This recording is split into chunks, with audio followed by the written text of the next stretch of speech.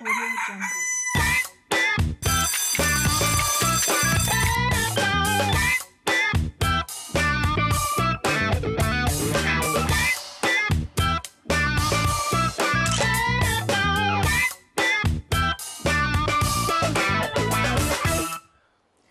Plaisir matinal distillé sur RTI 1, il est 5h55, vous êtes à la bonne adresse. Bien évidemment, votre matinale s'installe tranquillement, tout doucement, en espérant que vous ayez passé un week-end agréable. On vous souhaite une semaine tout aussi fructueuse. Aujourd'hui, c'est lundi, on démarre la semaine. J'espère que vous êtes bien réveillés, que vous êtes peut-être calés contre nos oreillers, dans les bras de l'être aimé, en train de suivre Matin Bonheur. Et en tout cas, vous faites bien. Bonjour chez vous, bonjour Marco. Bonjour, moi je suis dans les bras également de... les bras de vos bras. Et c'est toujours avec un plaisir de vous avoir. Une intro assez amoureuse, hein. Vous êtes amoureuse en ce moment. Oui. Quand je dis ça, vous tremblez, c'est que c'est vrai. Merci en tout cas à la personne qui rend Eva très amoureuse. On la salue, on est de tout cœur avec elle et beaucoup de courage. Merci à vous également d'être notre compagnie pour ouvrir les vannes de notre matinale cette semaine. C'est du lundi au vendredi, vous le savez, à partir de 5h55. Ça va Fatim? Ça va très bien. Ça se passe bien? Oui. Vous êtes prête tout à l'heure pour donner les principales manchettes de l'info? Tout à fait, je suis prête. Alors, vous êtes prête? Ce sera donc dans quelques instants seulement, mais le temps pour nous, mesdames et messieurs, de vous annoncer un peu le sommaire de cette émission. On aura bien sûr, vers la fin de ce rendez-vous, le giron économie dans lequel nous parlerons des équipements de commerce, les marchés, les supermarchés, comment les gérer, qui les gère et quand il y a la survenance ou survenue, on va dire ça comme ça, hein, de problèmes, comment on doit arriver à bout de tout ça. Ce sera l'affaire donc d'une personne ressource très versée dans le monde de la défense des droits des commerçants. Ce sera donc à 7h00 UTC. Matin Bonheur, ça commence tout de suite avec la titrologie. C'est parti.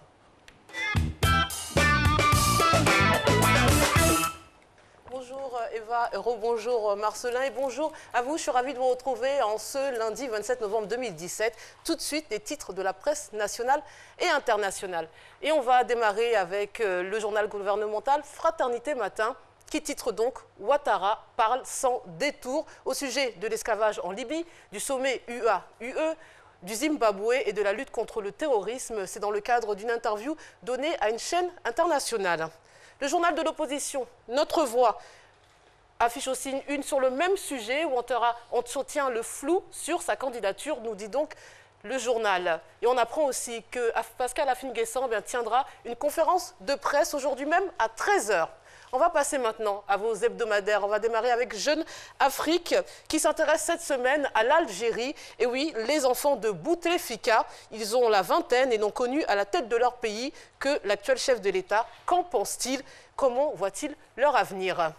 Allez, on poursuit. Maintenant, on part en France avec l'Obs qui affiche les portraits de Napoléon, De Gaulle et d'autres grandes figures nationales. Et titre « Faut-il déboulonner nos grands hommes ?» On reviendra très longuement sur ce sujet lors de la revue de presse. Allopolis, titre « Tout autre sujet, panique à l'EPP ». Joro Galilée de Lakota, donc des élèves assument être des sorciers et menacent les professeurs en disant « Nous allons manger le directeur et les maîtres ». On en reparlera dans la semaine. Ça fait rire Marcelin.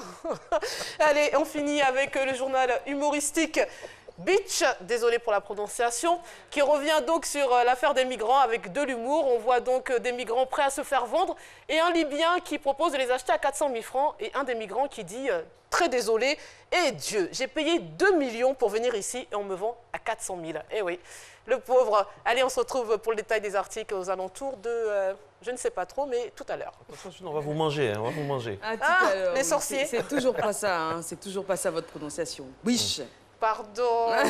Pardon. Alors, ce qui est tellement contradictoire, c'est que vous-même, vous avez un prénom qui commence par G et B. Oui. Mais vous ne savez toujours pas le prononcer. Non. Pas grave, on vous donnera des le cours prénom accélérés. maintenant, là. Bagbo. Ah, d'accord. Fatim Gbagbo Djidji. Moi seule. Ah, c'est bizarre, vous n'arrivez pas à prononcer. Voilà, Et pourtant, elle arrive à prononcer. Ah oui, c'est bien. Fatim Gbagbo Djidji, ça fait FGD. Tout à Voilà. fait. Donc quand vous entendez Fatim.G ou G. G. Mais donc, comme ça... C'est plutôt G point que point G. Mais elle est en forme ce matin. Quand c'est dans votre cas, vous pouvez prononcer le GB. Donc, imaginez ça. Biche, c'est ça, biche. Biche. Bon. Seigneur. On repassera. On repassera. Okay, Merci beaucoup, elle va Fatima. s'entraîner, elle va s'entraîner comme au sport. Exactement, vous retrouvera dans quelques instants pour le détail des articles que vous avez bien voulu décortiquer pour nous. Faut la féliciter hein, parce que ce qu'elle fait, c'est très difficile. Se lever en même temps que, je dirais même pas les poules, parce qu'elle se lève pratiquement à minuit pour avoir les informations fraîches, les décortiquer, faire le résumé et venir sur ce plateau. Félicitations, Miss JJ. Alors, dans quelques instants, donc, ce sera la gym. D'ailleurs, c'est tout de suite. Merci. Seront félicitées. On rappelle qu'elle réalise cette émission.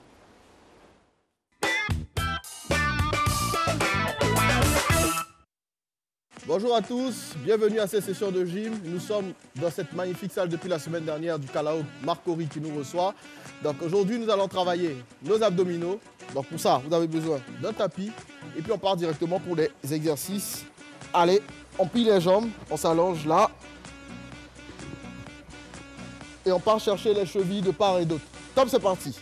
1, 2, 3. Prenez tout votre temps, cherchez à ce que les obliques se contractent bien. Allez. 6, 7, 8, 9, 10. Il faut atteindre la cheville. 1, on continue.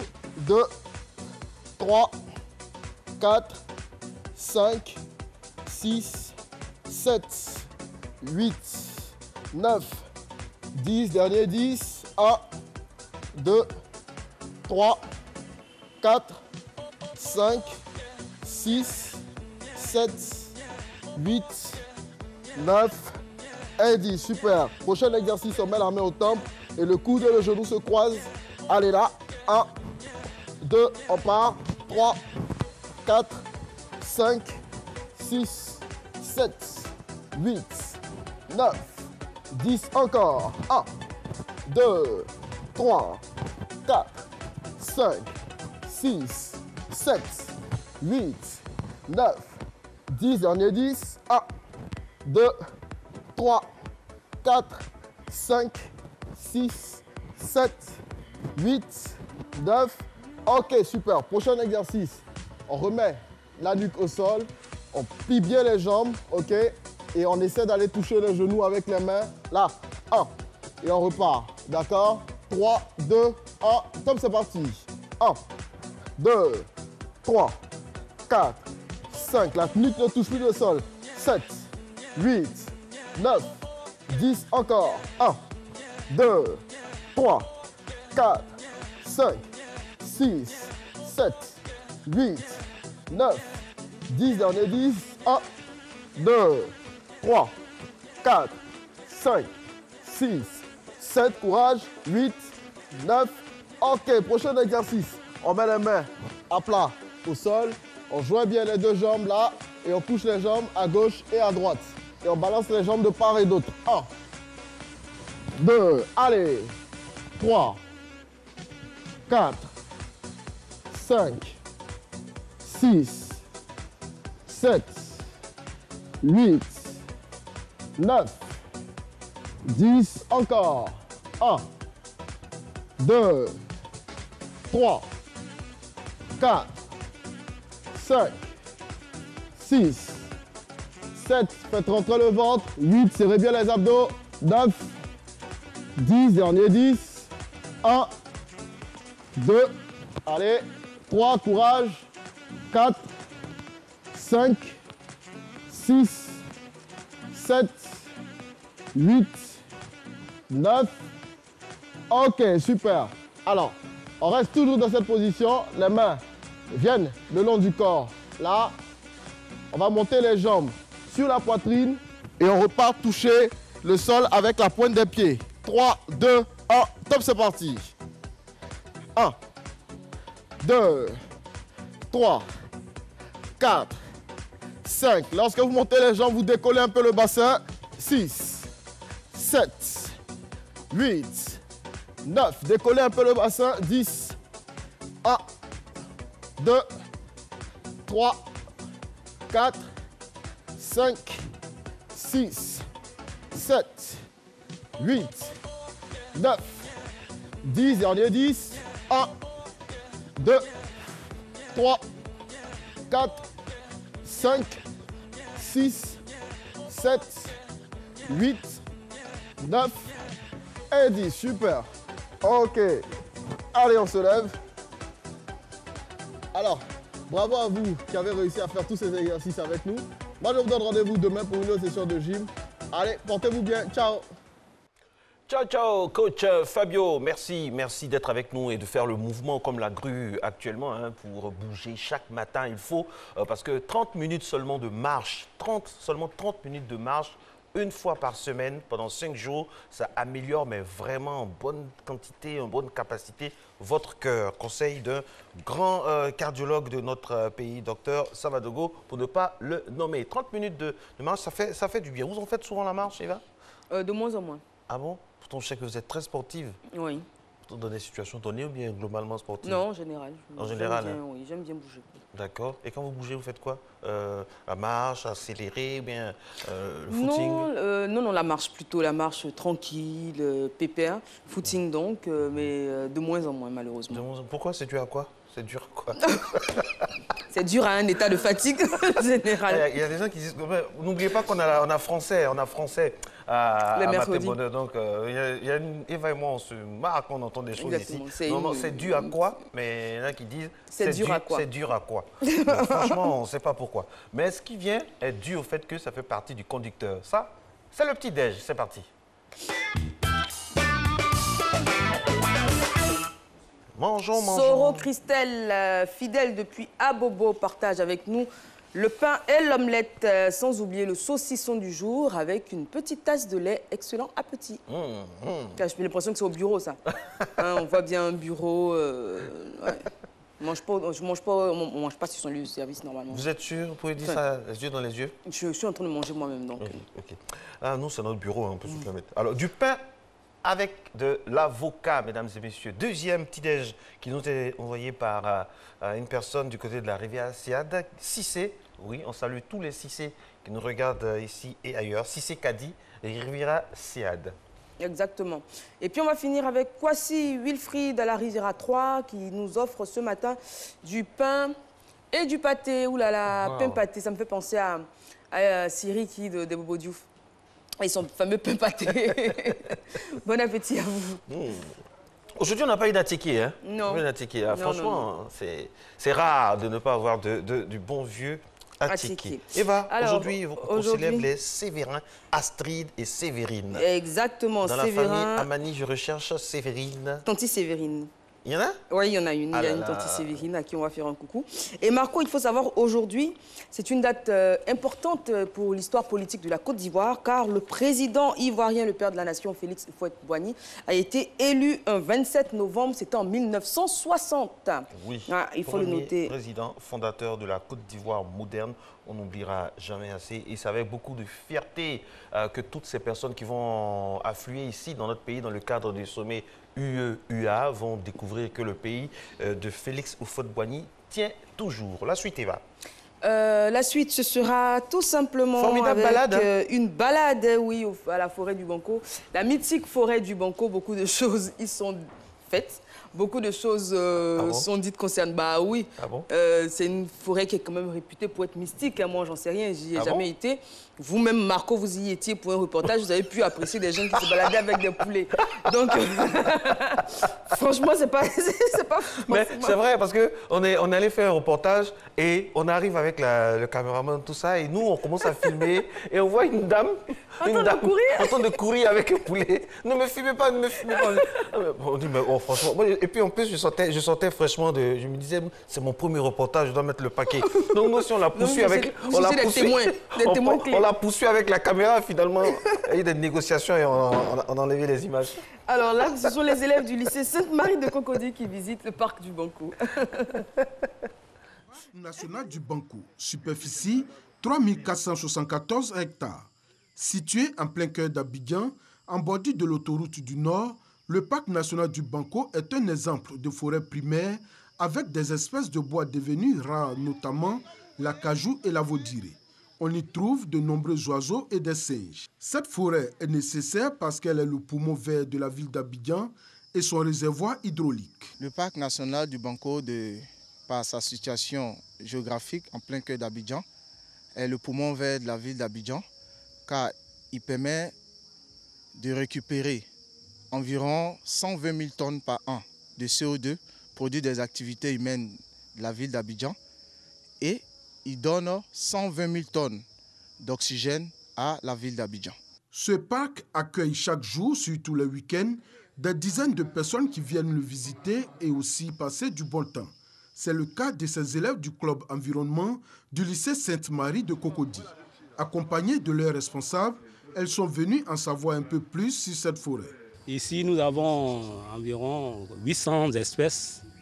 Et donc, dans les 800 espèces, nous avons 47 exotiques. Ça permet de ravitailler les Abidjanais en eau potable. Ce qui fait qu'il y a 26 stations forage autour du Banco que la SODECI essaie d'exploiter.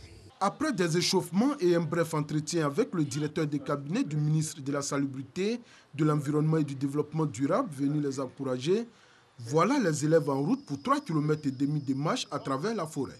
Tu prends des notes? Qu'est-ce que tu écris? Oui, c'est la responsable. Il y a beaucoup de plantes ici et qui fait plus frais à l'intérieur de la forêt. On respire bien, c'est agréable, c'est joli. Sur le chemin, elles apprendront beaucoup sur les espèces végétales grâce au guide qui s'est mis entièrement à leur disposition. Vous n'avez jamais vu ça? Oui, mais son nom c'est Tomatococcus danera. Qu'est-ce qui pollue nos villes, nos caniveaux et autres? Le sachet plastique. Ok, donc ça c'est une occasion d'utiliser cette plante comme emballage alimentaire. En lieu et place des sachets plastiques, c'est une fougère. Nephorifis bucerata. Nos parents utilisaient pour chasser les moustiques. C'est-à-dire on coupe les feuilles, on met dans les coins des maisons et ça empêche les moustiques. 2 heures de visite enrichissantes à travers les différentes artères du parc. Les élèves n'entendent pas oublier de sitôt cette randonnée. Le parc national du Banco est un très beau parc. Nous avons visité plusieurs sites. Ce qui m'a vraiment marqué, c'est le fait qu'il y ait beaucoup d'arbres et que j'ai remarqué aussi que quand on est juste en bas des arbres, il fait plus frais et tout ça. Il fait bon vivre. Le parc approvisionne la ville d'Abidjan en eau potable. Bon, ça je ne savais pas et ça m'a marqué vraiment. Il y a ça. Et puis il y a les plantes, les arbres qu'on a vus qui sont très rares. Je n'avais jamais vu ça avant. On a vu un arbre qui a plus de 500 ans. Il y a un arbre aussi qui avait plus de 200 ans. La prochaine fois que je reviendrai, je vais venir avec ma famille pour leur montrer un peu ce que j'ai vu. Après cette visite du parc national du Banco, les élèves du club environnement du lycée Sainte-Marie de Cocody ont pris l'engagement d'intensifier la sensibilisation au sein du lycée afin de faire comprendre le rôle primordial que joue le parc national du Banco au profit de la ville d'Abidjan. Oui, le parc national du Banco, c'est un peu le poumon de notre capitale, parce que ça brasse beaucoup et c'est bon pour l'environnement, quoi. Il faut inviter vraiment nos petits frères, les enfants, les plus jeunes à visiter cela. C'est très, très important. Ce n'est pas seulement un lieu d'adoration mystique. Ouais, franchement, il faut y aller. Et généralement, ce qui est dommage, c'est seulement les personnes d'autres pays, principalement les personnes d'autres continents, qu'on voit venir passer la journée à la forêt du Banco. Et faire des choses productives. Et faire des choses voilà, officielles. Nous, quand on y va, enfin, nous, les locaux, on va plus pour d'autres choses. Alors, je pense qu'il faut faire un peu plus de communication, et ça commence comme ça. Par exemple, à Matin Bonheur, il faut faire un peu plus de communication sur cet important lieu-là, très très bon pour l'environnement et pour l'information tout court. Votre prochaine visite à la forêt du Banco, ce sera quand? Ce sera la première. Et franchement, je ne pensais pas qu'il y avait autant de choses particulières et belles à y voir. Bah, je vous invite. En nocturne ou en non, en pleine journée, on va dire à midi, en plein jour. Et espérons qu'on échappe aux choses étranges qui se pas avec la caméra. Le point route, c'est maintenant. C'est parti.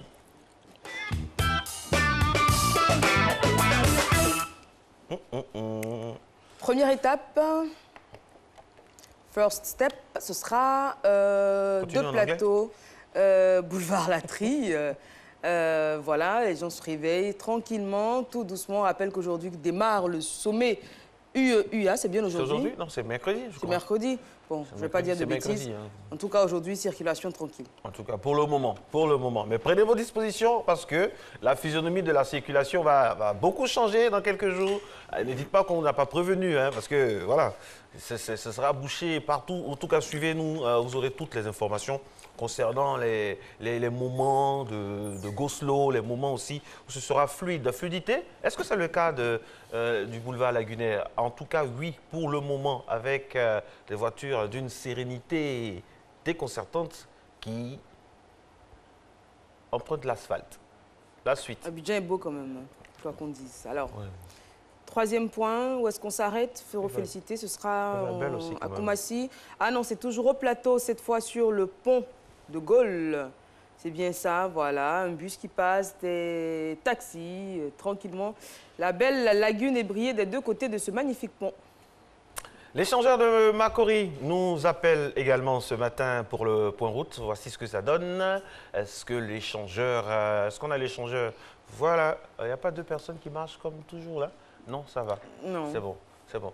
En tout cas, mesdames et messieurs, c'est ce qu'on pouvait avoir comme information sur nos routes. On aura un autre point dans quelques minutes tout au long de cette émission. À tout moment, s'il y a quelque chose, on vous dira. Mais n'oubliez pas qu'à partir de mercredi, il va falloir faire très attention pour se déplacer parce qu'Abidjan sera donc du 29 au 30 novembre 2017. Au 30 novembre. Et déjà, le président Emmanuel Macron sera à Ouagadougou aujourd'hui, où il va avoir une adresse auprès des étudiants donc burkinabés. Après, il sera dans notre pays. C'est la première tournée, soit dit en passant, du tout nouveau président français. Eva, qu'est-ce qu'on a comme suite? Alors, qu'est-ce qu'on a comme suite? On a un magnifique invité qui est installé. Bonjour. Bonjour, Eva. Vous avez passé un bon week-end? Oui, bien entendu, un week-end sportif. Donc, beaucoup d'actualités pour nous? Beaucoup d'actualités pour vous au niveau du taekwondo, du rugby et puis beaucoup de football ce matin. Très bien. Juste après le jingle, donc. On commence par Et on va commencer tout en mouvement taekwondo. C'est parti. Le sport, c'est sur RT1, surtout sur Matin Bonheur. Et c'est encore mieux le matin, n'est-ce pas? Bien entendu, on va parler de taekwondo et toujours de la finale des Grands Prix donc, de taekwondo. On connaît maintenant les représentants de la Côte d'Ivoire. 12 athlètes donc, ont été sélectionnés par la direction technique nationale pour défendre les couleurs de la Côte d'Ivoire. Dans le cadre de la 4e édition de la finale des Grands Prix, prévue du 2 au 3 décembre prochain, c'est au Palais des Sports de Trècheville. Et comme, on va dire naturellement, Cissé Cheikh Salah et Ruth Gbagui font partie de ces 12, on va dire, sélectionnés. Et à l'instar de ces deux stars, vainqueurs, en tout cas champions olympiques, Cissé Cheikh Salah, champion olympique, et Gbagui Ruth, médaillé de bronze aux Jeux Olympiques 2016 et championne du monde également, à l'instar de ces deux-là. Donc nous aurons Zoku Firmin Gbane Seydou chez les garçons, chez les plus de 80 kilos. Et puis la bobolaise Kone Mamina qui défendra les couleurs de la Côte d'Ivoire chez les plus de 67 kilos. Au niveau des dames, pour la 4e édition de la finale des Grands Prix, la World Taekwondo, c'est la Fédération internationale de Taekwondo, a retenu 132 athlètes, dont 68 en hommes et 64 en dames. Alors, petite question, est-ce que le succès des deux champions olympiques, Gbagui Ruth et Cissé Cheikh Salah, est-ce que ça a été bénéfique pour la fédération? Est-ce qu'il y a beaucoup plus d'adhésion, beaucoup plus de personnes qui s'y intéressent, notamment les jeunes? C'est clair qu'avec ces deux victoires-là, beaucoup plus de jeunes s'intéressent au taekwondo. Tout le monde veut être Cissé Cheikh Salah au niveau des hommes. Les dames également veulent suivre les traces de Ruth Gbagui. C'est une fédération qui est en train de damer le pion, on va dire, à la Fédération ivoirienne de football en termes de résultats depuis quelques années quand même. Assurément, assurément. Et on espère que la Fédération de rugby à 7 également va avoir assez de lauriers puisqu'on va en parler. Et là, c'est Yopougon qui domine la deuxième journée. Oui, Yopougon qui domine la deuxième journée. Donc le championnat national de rugby à 7 était, on va dire, à sa deuxième journée le samedi dernier. C'était on va dire, au stade de l'université Félix Houphouët-Boigny de Cocody. C'est la formation de rugby club de Yopougon qui a dominé les débats après avoir remporté la première journée. Et donc, les Verts de Yopougon ont battu en finale de cette deuxième journée-là, bien, le Rugby Club de Divo en finale sur l'écrasant score de 14-0. À noter que pour cette saison, donc, le champion sera connu à l'issue de 4 journées programmées par la Fédération ivoirienne de rugby. En cas de victoire au thème de la 3e journée, eh bien, Yopougon sera déclaré champion de Côte d'Ivoire 2017 de rugby à 7. Le terrain n'est pas assez glamour, hein. C'est dû à quoi? C'est la plaie de notre sport, manque d'infrastructures. En même temps, il faut voir aussi, quoi. Il n'aime pas tracer. Bah, il n'est pas tracé. En tout cas, les joueurs, eux, ils voient bien le tracé. Ils se sont bien comportés sur cette pelouse-là. Il y a une période où le rugby était beaucoup plus populaire en Côte d'Ivoire. Il y avait beaucoup plus de visibilité. Oui, au mondial à l'époque. Oui, lorsque on a connu le mondial, malheureusement, Max Brito s'y est blessé grièvement. Et depuis, le rugby en Côte d'Ivoire a plongé. Aujourd'hui, la nouvelle direction, en tout cas la nouvelle administration du rugby en Côte d'Ivoire, essaie de redonner ses lettres de noblesse à cette discipline. De garçons vrais. Le sport de garçon vrai. Il y a des femmes qui jouent au rugby. Oui, il y a des femmes qui jouent au rugby, même au football américain également, mais c'est le sport des garçons vrai, le rugby. C'est ça. On parle de football et du TIDA? Oui, et revoilà le TIDA, tournoi international du district d'Abidjan. Ce sera du 30 novembre au 6 décembre prochain. 12 équipes reparties en 3 groupes issus de 6 pays s'affronteront sur les pelouses du parc des sports de Treichville et du stade Robert Champroux de Makori. Et ce, dans le cadre de la 4e édition de ce tournoi international du district réservé au moins de 18 ans. Groupe, on connaît maintenant les groupes, les poules. Dans le groupe A, nous avons l'ASEC Mimosa, vainqueur de la dernière édition de cette compétition. Il sera accompagné, un supporter de l'ASEC sur le plateau, accompagné du FC San Pedro, de l'Akika FC du Mali et de Volcan Junior de Côte d'Ivoire. Dans le groupe B, Ivoire FC sera aux prises à Wafa du Ghana, FC Kokumbo de Côte d'Ivoire et Izonga du Rwanda. Dans le groupe C, l'Académie Mohamed VI du Maroc sera aux prises à la SOA, Ivoire Academy et Royal FC du Burkina Faso. Cette compétition qui lance les festivités de fin d'année du district d'Abidjan, partenaire fidèle, on va dire, de ce titre-là, sera offerte gratuitement au public ivoirien. Ça veut dire que l'entrée est gratuite, que ce soit au niveau du stade Robert Champroux ou du stade du parc des sports de Treichville. En tout cas, nous a rassuré M. Yves Mimi, vice-président d'Ivoire Sport Promo, lors de la conférence de presse de lancement de ce tournoi-là qui s'est déroulé le samedi dernier à l'hôtel du district. Et puis, on va aller maintenant au football. Ligue 1, 7e journée. La SEC, qui se comporte très bien. Je rappelle que la SEC, c'est l'un des plus grands clubs d'Afrique, n'est-ce pas? Il va supporter Africa. Non. Oui, Association sportive des employés de commerce. Bon. Elle aime bien le commerce. C'est une grande commerçante. Bon, alors on va dire que vous êtes heureux sur ce plateau puisque la SEC, pour la première fois de la saison, prend les commandes de la Ligue 1. Les Mimosas ont battu dimanche dernier, c'est-à-dire hier, au stade Robert Champroux sous les eaux. Eh bien, le FC San Pedro sur le score de 1-0. On va dire que c'est une 5e victoire consécutive grâce au 4e but de l'attaquant qu'on voit à l'image, l'attaquant togolais Komlan Agbenyandan. Un seul but de cet homme a permis donc au Mimosa de se hisser au sommet donc de cette Ligue 1-là. L'AS Standard, dans les autres rencontres, a été tenu en échec par Boaké FC, 0 but partout. La SOA n'a pu s'imposer à domicile devant Moussou FC, 1 but partout. L'Azida Bengoura a pris le meilleur sur l'USC Bassam, 1-0. La FAD a essuyé sa première défaite de la saison face au Sporting Club du Gagnois. C'était au stade Robert Champroux le samedi dernier, 1-0. Et l'Africa a balayé le stade d'Abidjan sur le score de 3-1. Et le WAC a arraché le point du nul dans un match fou contre le COE Sport de San Pedro qui menait 2-0 avant de se faire rejoindre par les Guêpes de Williamsville à Djamé. Au classement, donc, la SEC avec 16 points de défense, l'Africa et la FAD qui ont tous deux 14 points. Et puis, dans le bas du tableau, vous avez la SOA et le COE Sport de San Pedro, respectivement, 14e et 13e du championnat. Ils doivent se révéler. Très bien. On finit avec toujours le foot. Hein? Oui, avec toujours le foot, avec une image de quelqu'un qu'on n'a plus revu depuis quelques saisons. Déjà, il s'agit de Meïté. On va le voir tout à l'heure. C'est Meïté. C'est Bagbirit. Là, c'est l'image que je voudrais vous montrer après. Celle-là? Non, pas celle-là, mais c'est l'image que je voulais vous montrer après celle-là. C'est Meïté Abdoulaye qui n'a pas encore arrêté sa carrière. Oui, c'est Mété Abdoulaye qui est là. Robocop, oui, c'est son surnom. À 37 ans, donc, il poursuit sa carrière de footballeur. L'ex-international ivoirien vient de paraffer un contrat avec le FC Lusitans dans le championnat d'Andorre. Le véloce défenseur ivoirien va donc découvrir une autre facette du football européen. C'est son 7e championnat de sa carrière. Très bien. Alors, les autres images à commenter? Et maintenant, oui, c'est l'image que je voulais vous montrer tout à l'heure. On a vu quelqu'un dans un costume de guerrier japonais. Non, ce n'est pas un adepte du Kung Fu. C'est bel et bien Emmanuel Eboué qui... Ah, mais dis donc, il va bien, ça fait plaisir à voir. Emmanuel Eboué qui s'est rendu au Japon pour répondre, on va dire, à l'invitation de fans, de supporters d'Arsenal qui fêtaient leurs 15 ans d'anniversaire. Et ils se sont rappelés de notre cher ex-international ivoirien qui est allé et qui a arboré ce costume de guerrier japonais. Non, il n'a pas de club, malheureusement.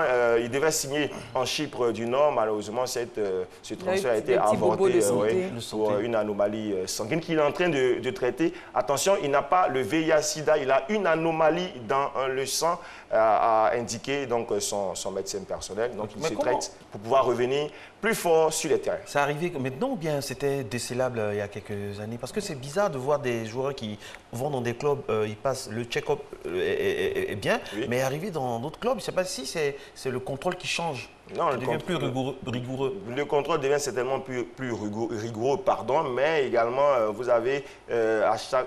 Là, il est en train de vieillir, il prend de l'âge, donc forcément, il y a des maladies qui sont rapidement et facilement décelées, et ce qui a amené donc... D'autant plus qu'il n'avait pas signé dans un club pendant un bon moment. Oui, il n'avait pas signé, puisqu'il avait été suspendu pour une affaire avec son agent. C'est ça, Patrick, quand il est là, on a envie de parler sport toute la journée. Merci beaucoup. Merci beaucoup, on vous retrouve lundi prochain, toujours avec le même plaisir, ces informations-là, vraiment qui font de vous un des observateurs les plus idoines et les plus pointus sur dans la sphère sportive. Merci. Bonne journée, très bonne semaine à vous. Et puis la sienne commence également. Hamza Diaby, le journal, ce sera dans quelques instants. Mais avant, on va aller prendre un peu la couleur du temps par rapport à la météo. Vous êtes à Matin Bonheur et croyez-moi, vous faites bien.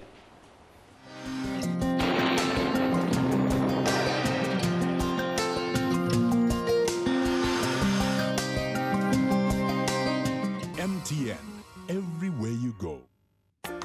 Madame, Messieurs, bonjour. Merci de nous suivre en ce lundi matin. Au lever de ce jour, le temps sera relativement frais dans les régions du nord du pays. Le soleil fera de bonnes apparitions durant la journée sous un ciel peu nuageux. Dans la bande centrale et sur le sud forestier, des réductions de visibilité s'observeront juste avant le lever du jour. Néanmoins, quelques pluies matinales viendront perturber le temps dans ces régions littorales et forestières.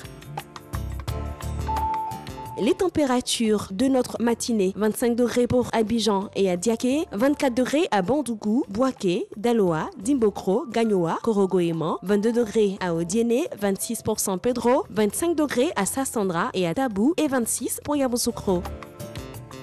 Cet après-midi, l'instabilité dans laquelle baigne la moitié sud du pays s'atténuera tout doucement dans la bande centrale et un tout petit peu dans le sud forestier. Néanmoins, l'après-midi verra des bourgeonnements orageux suite aux effets de la brise côtière. Ces perturbations pourront légèrement intéresser les rivages le long de la mer.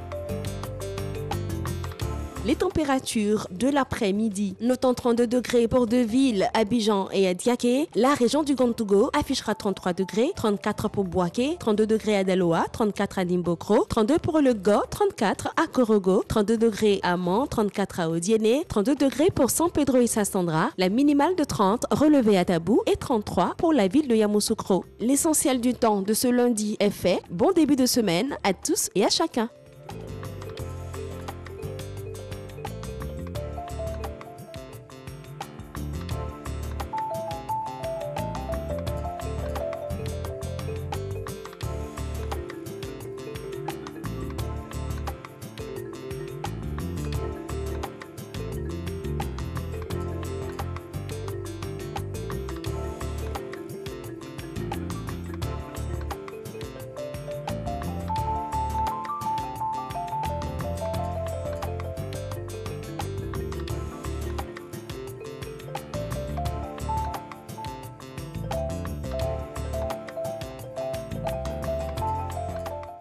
MTN, everywhere you go.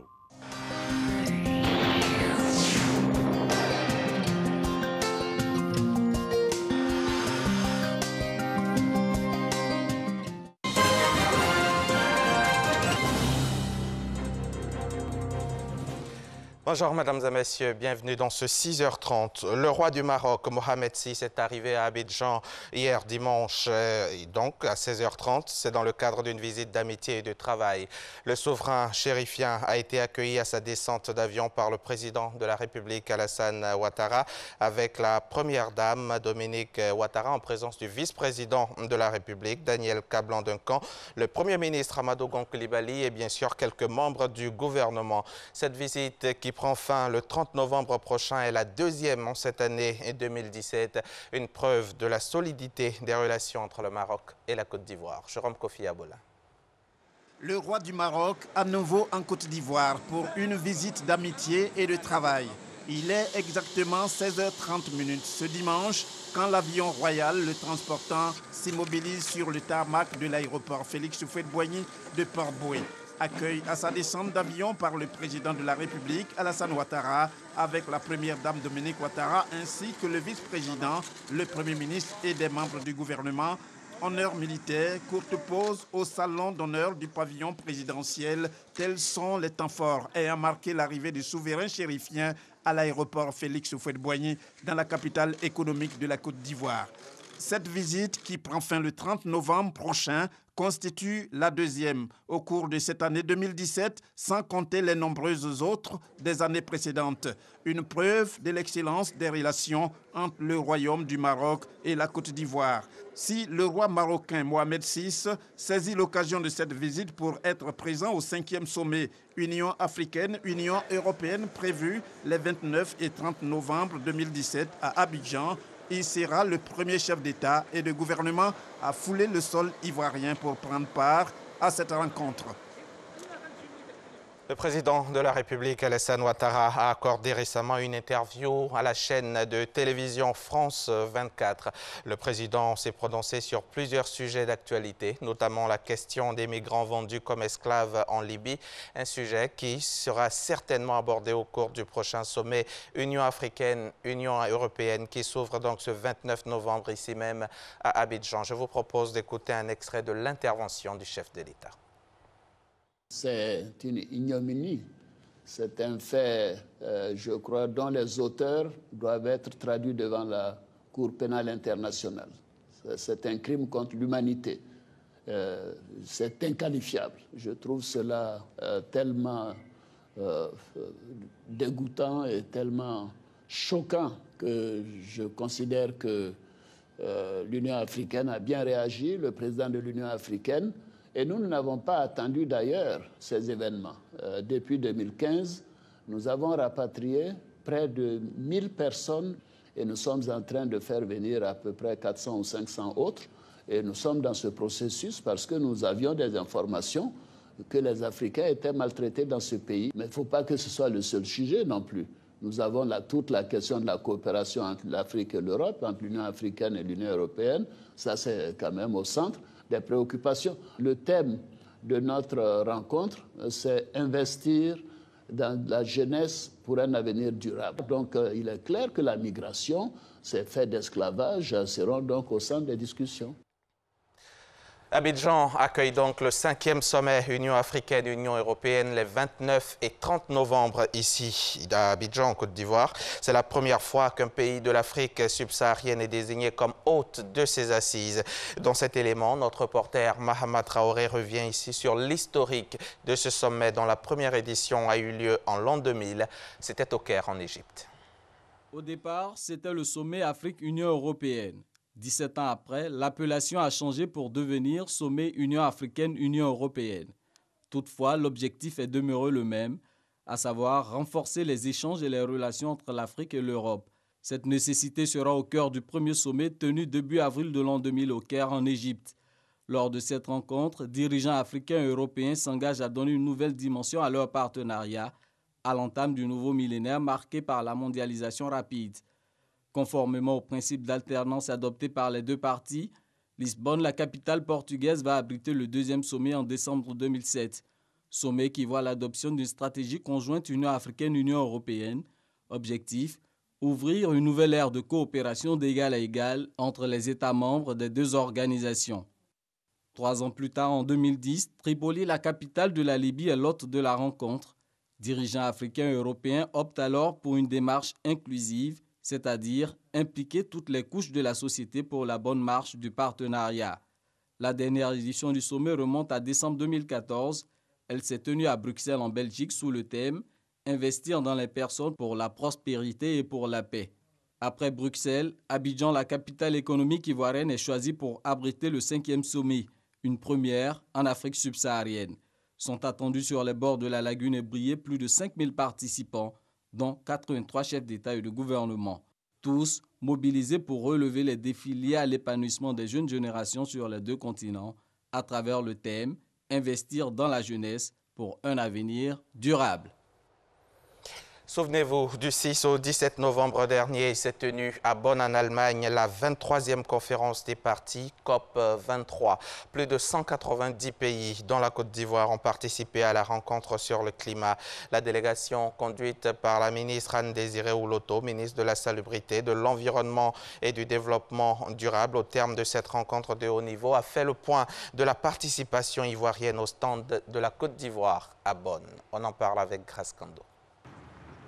La 23e conférence des partis COP23 sur le climat s'est inscrite dans la poursuite des actions concrètes et des négociations des mécanismes de mise en œuvre de l'accord de Paris sur le climat relatif à l'atténuation, l'adaptation, le financement et le renforcement des capacités. Au thème de cette COP, le chef de la délégation ivoirienne dresse un bilan. Nous avons gagné beaucoup. La Côte d'Ivoire est encore crédible et toujours crédible et compte parmi les nations sérieuses qui savent honorer leurs engagements. Nous avons renoué avec tous nos partenaires. Nous avons renoué avec le FEM, avec le Fonds vert pour le climat, avec le PNUD, avec la Banque mondiale, avec tous ceux qui travaillent aujourd'hui pour nous accompagner dans nos différentes initiatives nationales et régionales. Cette COP23 a aussi vu la participation des acteurs de plusieurs secteurs d'activité. Nous sommes venus avec les chocolatiers, parce que nous sommes d'abord les premiers intéressés, pour proposer la nouvelle formule de cacao bio de Côte d'Ivoire. C'est vrai, nous sommes premiers en cacao dans le monde entier, mais il faut maintenant produire du cacao de qualité. Nous avons bien entendu participé à tous les travaux, voir tout ce que nos confrères dans les autres pays effectuent comme action concrète, parce que le segment média étant également un vecteur, un objecteur de conscience, le segment média aussi se met à la disposition, bien entendu, de l'État pour procéder à la sensibilisation, à la promotion de la lutte contre les effets néfastes, disons, du changement climatique. Selon la ministre Anne-Désirée Ouloto, la délégation ivoirienne présente à Bonn en Allemagne était composée de 178 personnes provenant notamment des institutions de la République, des collectivités, des ministères et du secteur privé. Un mot d'économie dans ce journal. Les membres des cours de compte des pays de l'Afrique francophone subsaharienne ont tenu leur 16e réunion à Abidjan du 22 au 24 novembre dernier. Une rencontre qui vise à doter l'association des membres des cours de compte de l'Afrique francophone subsaharienne d'un nouveau plan stratégique à améliorer la gestion et la performance de l'organisation et à relever le niveau des institutions supérieures de contrôle. La rencontre s'est ouverte hier matin en présence du ministre Jano Aoussou Kouadio. La Cour des comptes est une juridiction administrative chargée principalement du contrôle des finances publiques. Regroupés au sein d'une organisation, les membres des cours des comptes de l'Afrique francophone subsaharienne tiennent leur 16e réunion annuelle visant à élaborer le nouveau plan stratégique de l'organisation pour les 5 prochaines années, de réfléchir sur le projet de règlement intérieur, la problématique de l'audit externe des finances publiques et d'examiner les nouveaux outils de vérification permettant de codifier et d'harmoniser la pratique de l'audit dans le secteur minier en Afrique francophone subsaharienne. Vous savez que le monde évolue et c'est comme ça que les règles aussi évoluent. Il faut apprendre toujours ces règles et on est confronté peut-être à des moyens financiers. C'est pour ça que nos partenaires techniques et financiers sont toujours là pour nous aider. Nous contrôlons l'exécution du budget de l'État. Nous contrôlons l'exécution des entreprises publiques, des communes, des régions.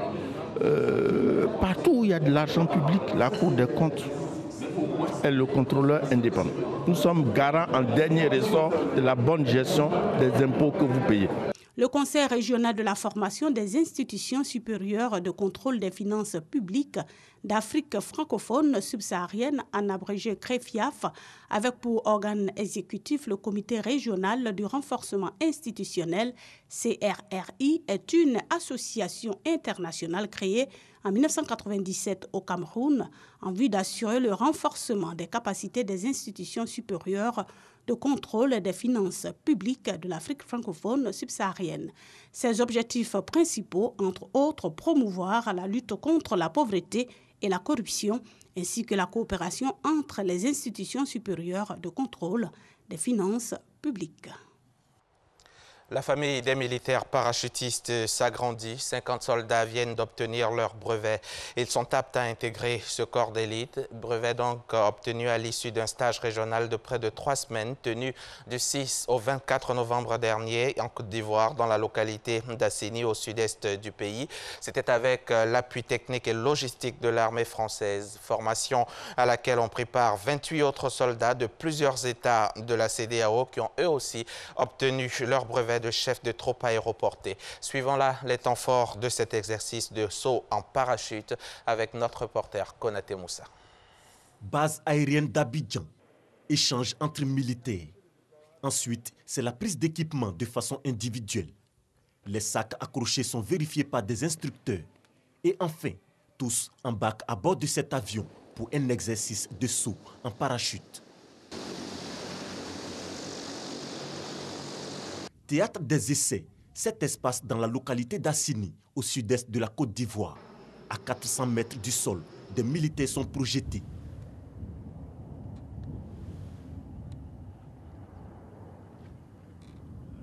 Un peu plus loin dans le ciel, d'autres soldats en chute libre, à 3500 mètres d'altitude, atterrissent.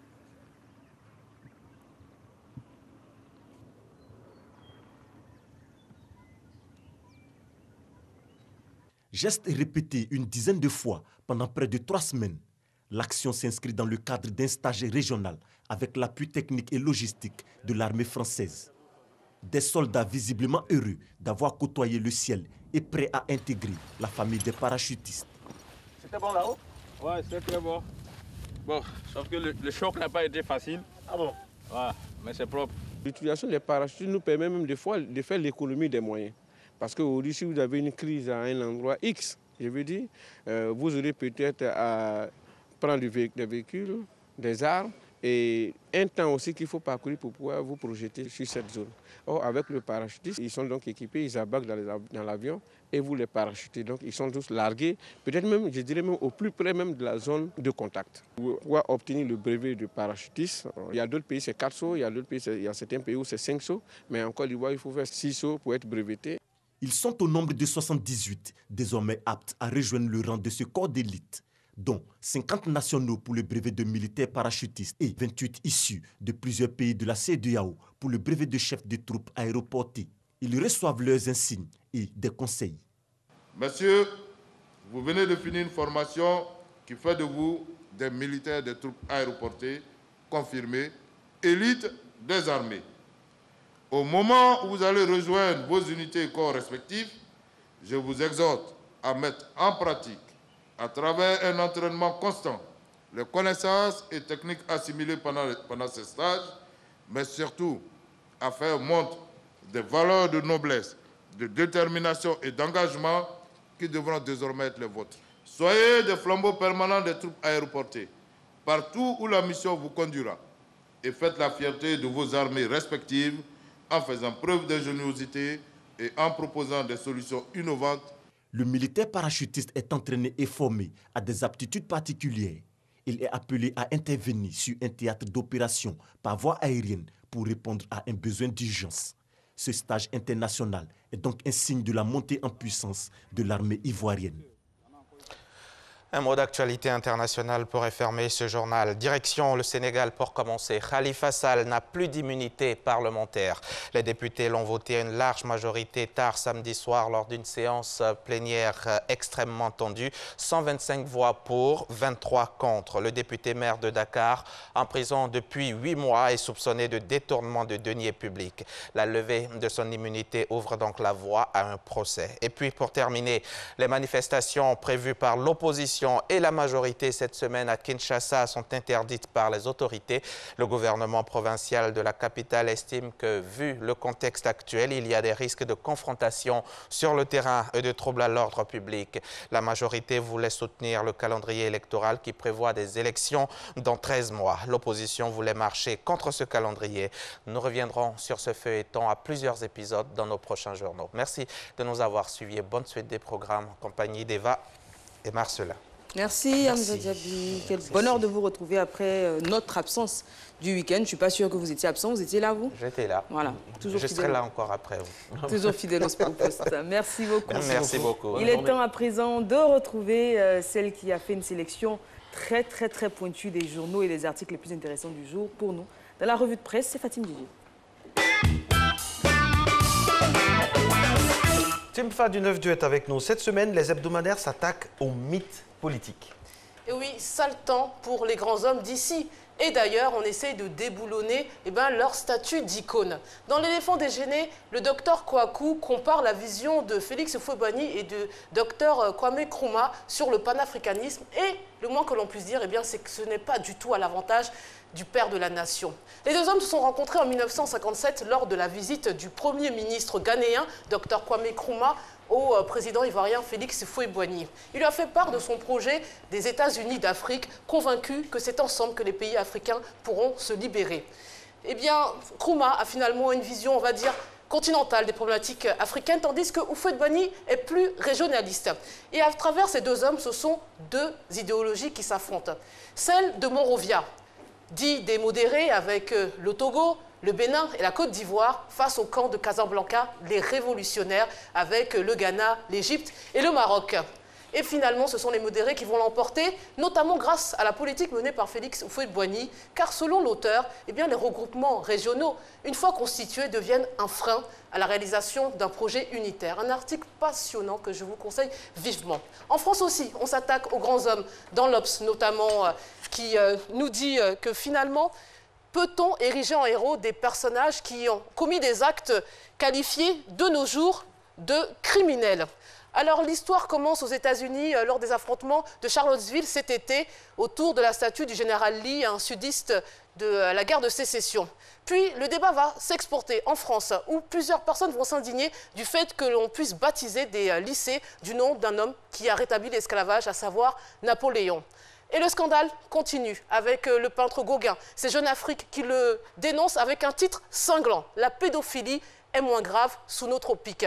Et oui, il paraît que lors de la période coloniale, profitant de son statut de blanc, Gauguin aurait eu des rapports sexuels avec des jeunes filles d'âge à peine de 13 ans. Retour sur l'affaire d'un homme accusé d'avoir vendu la maison de son voisin à Dimbokro dans Allopolis. Et oui, souvenez-vous, la semaine dernière, ici même, je vous en parlais, la famille Koné qui était très en colère d'avoir appris que la maison de leur défunt père ne leur appartenait plus. Elle a été vendue à leur insu par un voisin et ami. Alors depuis la publication de l'article, plusieurs victimes se sont manifestées pour aussi porter plainte et les tensions a augmenté entre les deux familles qui en sont même venues aux mains en se lançant des menaces de toutes sortes. Vous l'avez bien compris, ce n'est pas encore l'épilogue de cette histoire, malheureusement. Et puis maintenant, Fatim, place au récapitulatif de la semaine écoulée, mais en images. Tout à fait, grâce à Courrier International et aux reporters, journalistes, photographes. On part à Rafah, dans la bande de Gaza. Ces jeunes Palestiniens attendent l'autorisation d'entrer en Égypte. Le Caire a ouvert la frontière pour 3 jours, le 18 novembre dernier. L'image suivante se passe au Brésil, à l'occasion d'une marche pour la journée de la conscience noire en mémoire de Zumbi dos Palmares, qui a mené l'une des plus importantes mutineries d'esclaves au XVIIe siècle. Le prochain cliché représente des femmes Rajouts en Inde qui manifestent contre la sortie d'un film qui a soulevé une controverse en suggérant notamment une liaison entre la reine légendaire hindoue et un dirigeant musulman. Harare maintenant, on va se retrouver au Zimbabwe. C'était le 21 novembre dernier, lors de la chute de Mugabe. Eh bien, ces habitants de la capitale célèbrent son départ. À la tête du pays depuis 37 ans, eh bien, il a remis sa démission contre une immunité. Et comme dans la vie, on passe du rire aux larmes. Et c'est en Syrie, sans surprise. Dans un hôpital de fortune, un homme pleure un proche tué dans un bombardement par les forces de Bachar el-Assad. Allez, on va finir avec un peu plus de légèreté et cette jolie image prise à Genève. Une œuvre de l'artiste français Cédric Leborgne au cœur du quartier de la finance. Voilà, très joli cliché, c'est tout pour aujourd'hui. Je vous laisse avec Eva et Marcelin, je vous dis à demain. J'imagine quelqu'un suspendu comme ça, quelqu'un qui a le vertige, qui vraiment... Eva Armani. Oui. Alors là, dis donc, vous ne m'aimez pas. Oui, Vous ne m'aimez pas du tout. Bon, $10 000, ça, normalement, elle ne pourra pas parce qu'elle a une peur bleue, comme on dit en anglais. She's frightened deaf. Une peur bleue du vide. Voilà, mais je suis là pour la rassurer. Merci d'être avec nous. J'espère que vous êtes rassurés par toutes les informations données par Fatim Djidji. Nous allons passer maintenant dans une sphère assez high-tech avec Africa Web Festival. C'est tout ce qu'il y a comme rendez-vous de l'innovation, de la technologie. Et ça commence aujourd'hui à Abidjan, bien sûr. Pour nous en parler, Monsieur Eddy Bilamba. Bonjour. Bonjour, comment allez-vous? Ça va bien, vous? Très bien, merci. Bonjour, Monsieur Bilamba. Bonjour. Alors, Africa Web Festival, c'est aujourd'hui et ce jusqu'à mercredi. Tout à fait. Qu'est-ce qu'on doit entendre par ce festival? Qu'est-ce qu'on doit comprendre? Écoutez, c'est la 4e édition. Donc, la première édition est en 2014. Donc, Africa Web Festival, c'est le rendez-vous de l'innovation, de la créativité et de l'entrepreneuriat autour de la question du digital, donc de la transformation digitale du continent.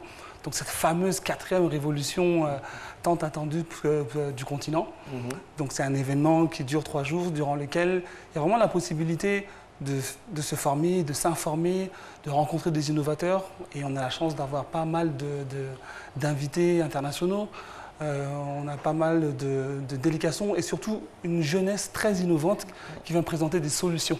Des solutions souvent en lien avec le digital et dont le point commun souvent est le fait d'améliorer les conditions de vie du quotidien grâce à des outils digitaux. Alors, comment se porte le web, comment se porte, on va dire, le digital dans notre continent, sur notre continent? Voilà, sur le continent, il faut comprendre déjà qu'on note un très très fort taux de pénétration, par exemple, du mobile.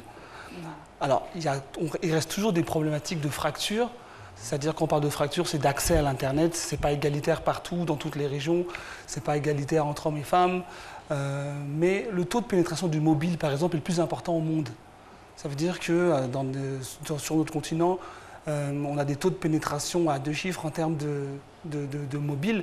Et on est passé en l'espace de 20-30 ans à 25% de la population qui a des téléphones fixes à la maison et 140% des gens qui ont un téléphone connecté. Voilà. Donc c'est quelque chose de très très important.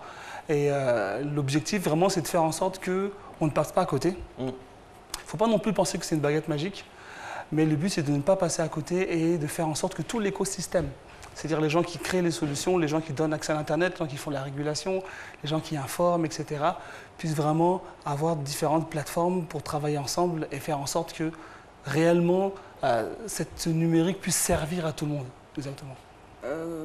Justement, cette sphère digitale, on dira, de professionnels ou même d'amateurs qui s'y intéressent, on voit qu'il y a beaucoup de jeunes qui s'intéressent de plus en plus à des applications, qui sont fournisseurs d'applications, qui font des études d'informatique, qui créent pas mal de choses. Aujourd'hui, qu'est-ce qui est mis en place pour les aider et puis les pousser encore plus à véritablement devenir pourquoi pas des Mark Zuckerberg ou des pontes du digital et de l'innovation? Absolument. Bon, écoutez,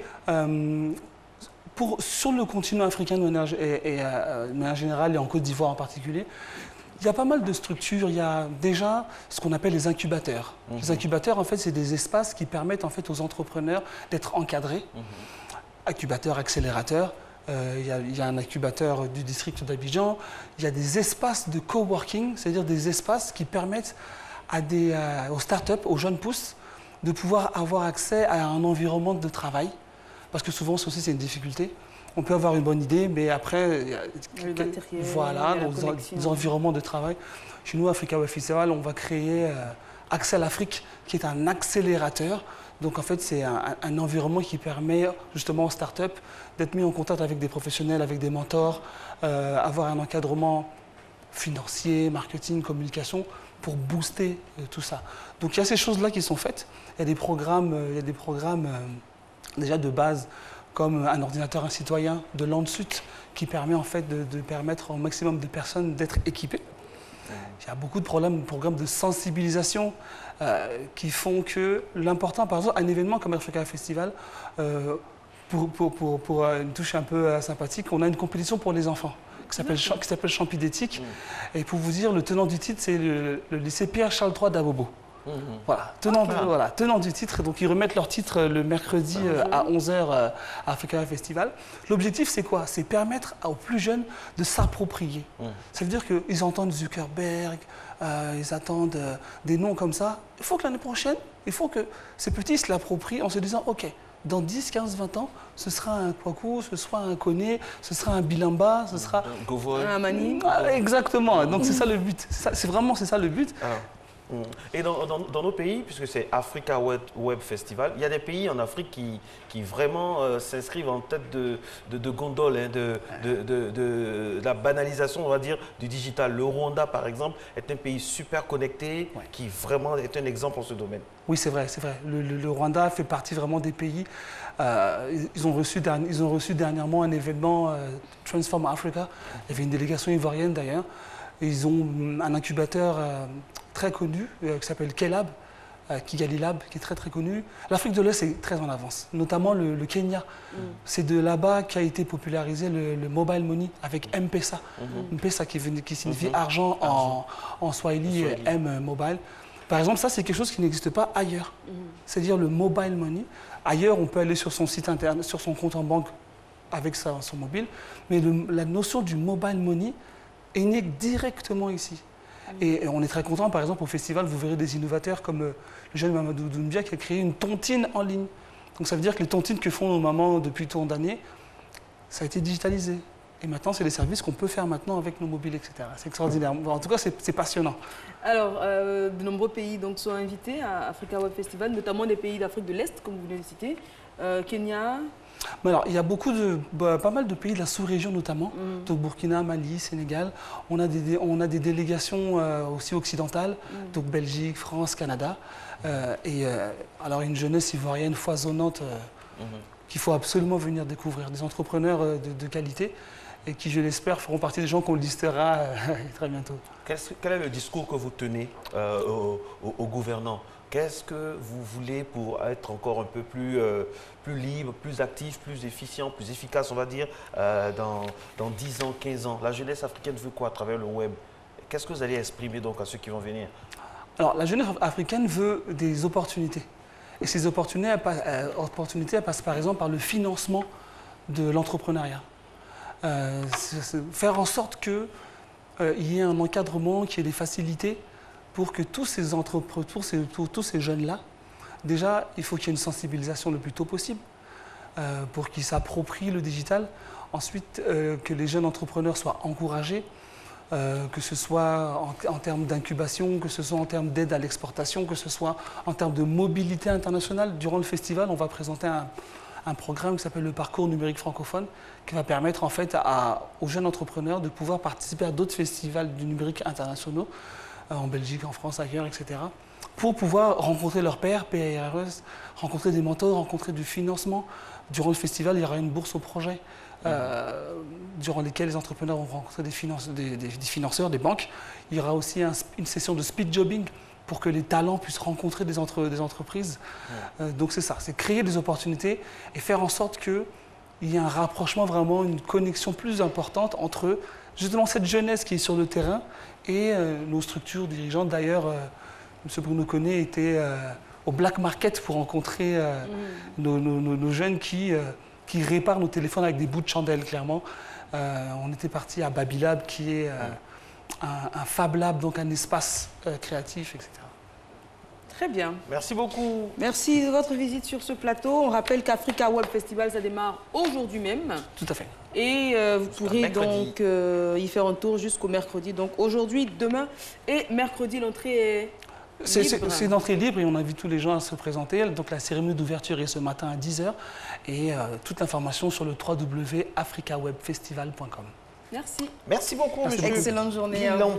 Merci pour... On espère que ce sera encore une réussite, hein, comme les 3 éditions précédentes. Absolument. Il est 7 h. Dans quelques instants, nous allons recevoir notre consultant pour parler économie. Ce sera juste dans quelques instants pour l'heure. La pub. Place à la pub, tout simplement.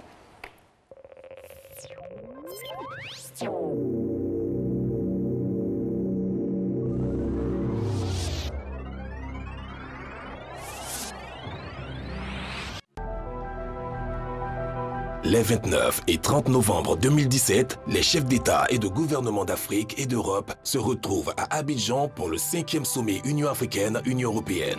La jeunesse est au cœur de ce rendez-vous déterminant pour le renforcement du partenariat entre le continent africain et le continent européen. Ce sont plus de 5000 participants de plus de 80 pays qui vont se réunir autour du thème « Investir dans la jeunesse pour un avenir durable ». Le peuple de Côte d'Ivoire, chaleureux et hospitalier, est mobilisé pour la réussite de ce sommet. La Côte d'Ivoire est fière de vous accueillir. Ivoiriens, Ivoiriennes, population de Côte d'Ivoire, engageons-nous tous au changement de mentalité quant à l'utilisation des automobiles polluants afin de réduire les émissions de gaz d'échappement de nos véhicules qui affectent notre santé. Entretenons régulièrement nos véhicules, mettons hors de circulation les véhicules polluants, achetons des véhicules ayant des moteurs de bonne qualité. Usagers de Côte d'Ivoire, disons tous, stop aux véhicules polluants. Ceci est un message du ministère de la Salubrité, de l'Environnement et du Développement durable. Infoline 2021 18. La mission protestante internationale La Flamme du Saint-Esprit, en collaboration avec la cellule Victoire, organise une grande veillée de prières, de miracles, de guérison, de prophéties et de restauration en faveur de la nation dénommée Visitation inattendue, la nuit du changement. Thème, où sont passés les héros? Le vendredi 1er décembre de 19 h à l'aube, à l'hôtel communal Cocody. Orateur, révérend Dion Robert, président fondateur des églises Œuvre et Mission, révérend Dr Kwame Nyepé Marius, président des églises Foursquare de Côte d'Ivoire et de la francophonie, prophète Raymond Palinfo, leader de la mission Canaan et de la cellule Victoire. Que Dieu vous bénisse.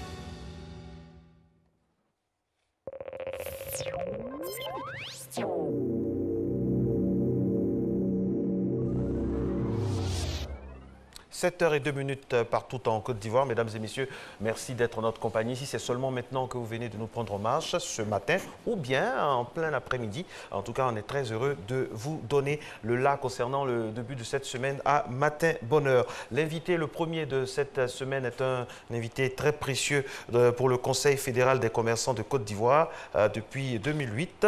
Donc, il est avec nous pour nous parler un peu du mode de gestion des équipements de commerce, la gestion de nos marchés, supermarchés, abattoirs. Généralement, on va parler des marchés. Comment les marchés sont gérés en Côte d'Ivoire, qui gère les marchés et quand il y a des problèmes, comment faire en sorte que cela puisse être réglé sans frustrer ou sans ruiner les commerçants. Ce sera l'intitulé, bien sûr, de notre rencontre. Et nous allons recevoir avec beaucoup de plaisir M. Lamine Ouattara, président du Conseil fédéral des commerçants de Côte d'Ivoire.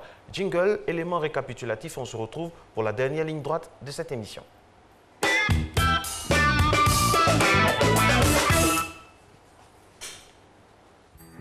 Les marchés sont très souvent considérés comme des investissements productifs, en général construits par l'État. La plupart des communes en possèdent, qui font désormais partie du patrimoine communal, d'où l'action de la municipalité à leur égard. Le rôle des collectivités locales ne se borne pas qu'à fournir des infrastructures, mais également à organiser le fonctionnement et la gestion de ces marchés, ce qui passe donc par l'attribution des espaces marchands. À ce sujet, que pouvons-nous dire sur ces coûts d'achat d'espaces de vente et qu'est-ce qu'en pensent les commerçants? Dans le marché, le prix d'achat et de location des magasins sont extrêmement chers. Si on peut revoir les prix à la baisse, ça va arranger tout le monde. Les prix de location et d'achat des magasins sont assez élevés pour le modèle citoyen qui a envie d'entreprendre. Il faut que l'État essaie de jeter un œil là-dessus pour permettre à plus de personnes de pouvoir louer et acheter des magasins. Franchement, nous les pauvres femmes, c'est trop élevé pour nous. Parce que de nos jours, aujourd'hui, les choses ne marchent pas. Et même quand tu fais une journée de retard, on ferme ton magasin. Nous exposons nos marchandises au dehors parce que nous n'avons pas assez d'espace dans nos magasins pour exposer nos marchandises. Et nous n'avons pas assez de moyens pour prendre un deuxième magasin. C'est pour cela que nous exposons nos marchandises au dehors. De manière générale, les marchés ont des systèmes d'organisation interne propres prenant en compte la sécurité, la salubrité et l'assainissement, l'entretien des voies de communication, la réglementation de la circulation. En d'autres termes, cela engendre des coûts supplémentaires pour les commerçants. En principe, toute activité commerciale dans une commune est soumise à une taxation. Mais en pratique, dans les marchés, celle-ci est parfois rendue inefficace par la réticence des commerçants à s'acquitter des taxes. Au niveau des taxes, ils payent les impôts de façon individuelle. Je prends un exemple, s'ils payent 60 000 francs cette année, l'année prochaine, ils vont me dire de payer 90 000 francs. À chaque année, les impôts ne font que grimper. Vu de la modeste activité que nous menons, nous payons autour de 60 000 francs. Mais il s'est trouvé que l'année dernière, nous étions déjà aux alentours de 40 000 francs. Et cette année, les taxes ont augmenté. Pour les taxes, moi, comme ça, là, je paye 38 000 francs chaque fin du mois. C'est trop élevé pour moi. Parce que dans nos jours aujourd'hui, là, les choses ne marchent pas. Nous sommes dans le marché, on se débrouille, mais franchement, l'État n'a qu'à essayer de voir un peu pour nous. En Côte d'Ivoire, il est arrivé plusieurs fois où des commerçants ont vu leurs marchandises partir en fumée pour cause d'incendie, trouvant ses origines dans plusieurs facteurs, entre autres les installations électriques, souvent anarchiques, et défectueuses, surtout en raison de la vétusté des bâtiments de certains marchés, la destruction des bouches d'incendie, l'utilisation du feu sur le marché pour la restauration. Au niveau des marchés qui brûlent, il faut dire que nous sommes au XXIe siècle. Nous ne sommes plus au XXe siècle où on va faire les constructions de façon anarchique. Quand il dit anarchique, ce n'est pas moderne. Nous sommes en émergence, on émerge. Donc le marché aussi doit émerger. Je pense qu'il n'y a pas d'infrastructure et puis les installations sont mal faites et puis les feux sont causés aussi par les courts-circuits. Autant d'éléments qui montrent aussi que nos marchés doivent être adaptés pour répondre aux besoins des populations et des commerçants. C'est un marché moderne qui respecte les normes de salubrité, qui est construit en tenant compte de tous les paramètres qui pourront nous éviter les incendies. Un marché émergent doit comporter tout. Il doit avoir la route, l'espace, il doit avoir des infrastructures, les installations doivent être bien faites.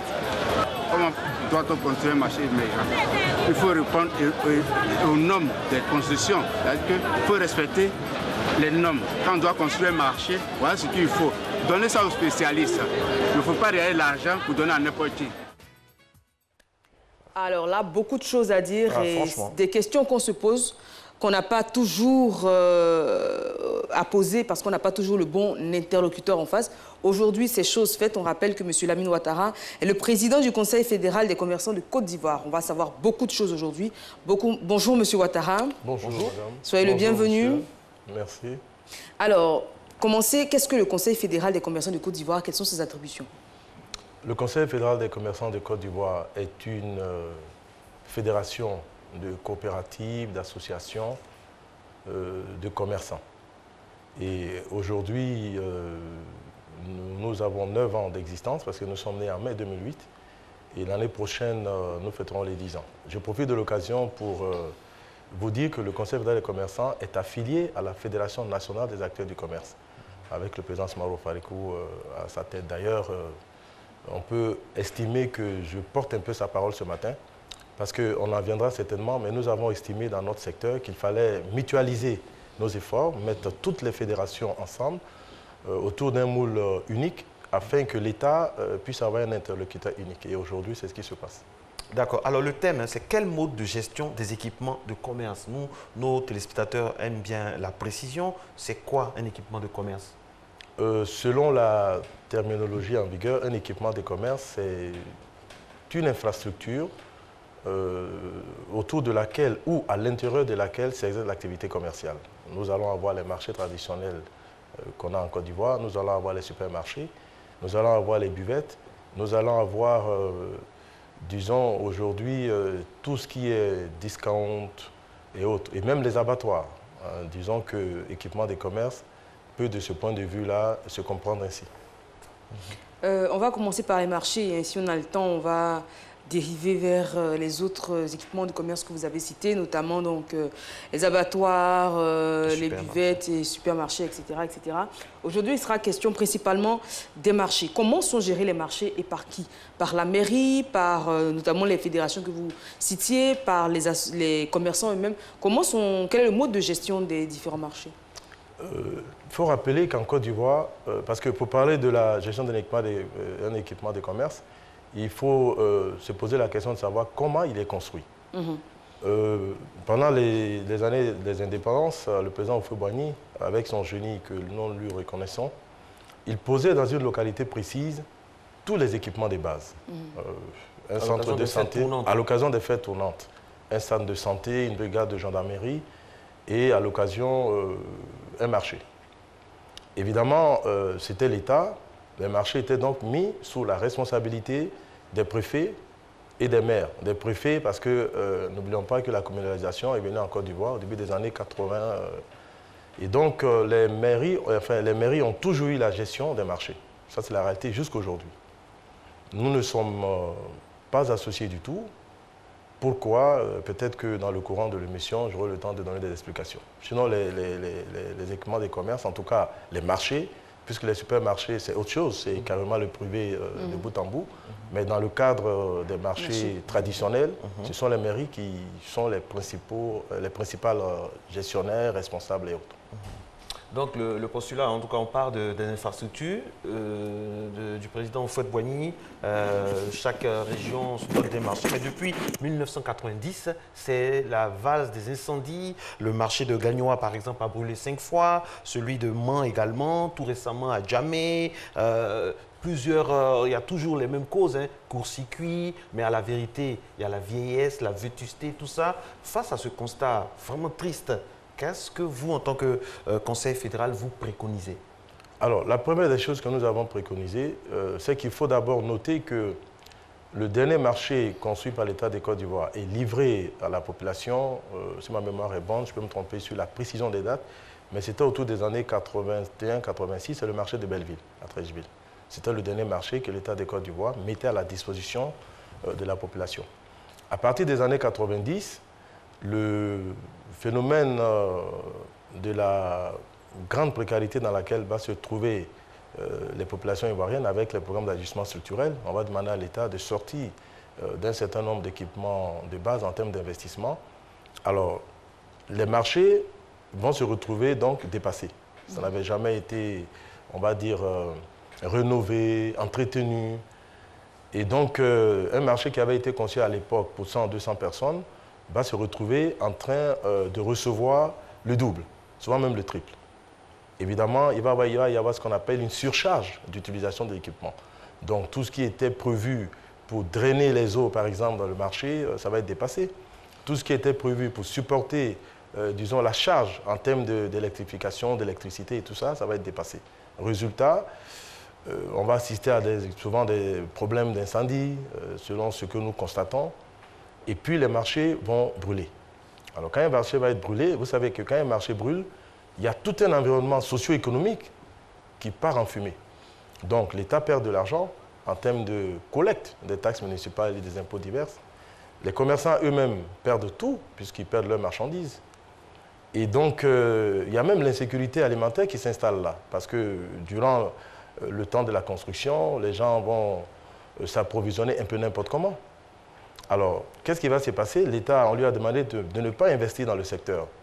Les maires vont imaginer, disons, un dispositif qu'ils ont eux-mêmes appelé le BOT.